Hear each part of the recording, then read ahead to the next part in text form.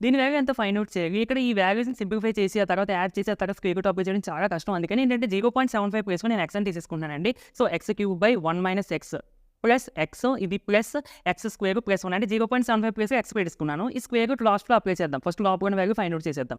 So, ఇక్కడ దీన్ని మొత్తం బై 1 అని రాసుకుంటున్నానండి. ఈ వాల్యూ ఇది కదా x పెట్టేసుకుంటే దాన్ని బై 1 అని రాసుకుంటున్నాను. సో, ఇప్పుడు ఫ్రాక్షన్ ఫార్మ్‌లో x³ × 1 x³ + 1 - x into this value by 1 - x into 1 1 - x. ఇక్కడ మీరు గమనిస్తే a³ - b³ = ఈ ఫార్ములా కదా! సో, ఇక్కడ చూడండి మనకి ఏముందండి 1 - x ఇంటూ 1 అని 1 స్క్వేర్‌గా రాసాను. x² ప్లస్ 1 ఇంటూ x అంటే ఇది ఈ ఫార్ములా ఉంది కదండీ. అంటే దీని ప్లేస్‌లో నేను a³ - b³ రాసుకోవచ్చు కదా! అంటే 1³ - x³. సో, నేను ఇక్కడ ఇదే రాసానండి. ఈ మొత్తం ప్లేస్‌లో 1³ - x³ రాసాను. సో, ప్లస్ మైనస్ క్యాన్సిల్ ఇంకేం మిగిలింది 1/1 - x. సో, x అంటే 0.75 కదా! సో, ఇక్కడ సబ్స్టిట్యూట్ చేసేస్తే 1 - 0.75 అంటే 0.25. 0.25 ఫ్రాక్షన్‌లో మార్చేస్తే 25/100. సో, దీన్ని మీరు సింప్లిఫై చేసుకుని ఇది పైకి వెళ్ళిపోతుంది కదా! 100/25 అంటే 4. సో, ఇది లోపల ఉన్న వాల్యూ. సో, ఇప్పుడు దీనికి మన స్క్వేర్ రూట్ ఉంది కదండీ.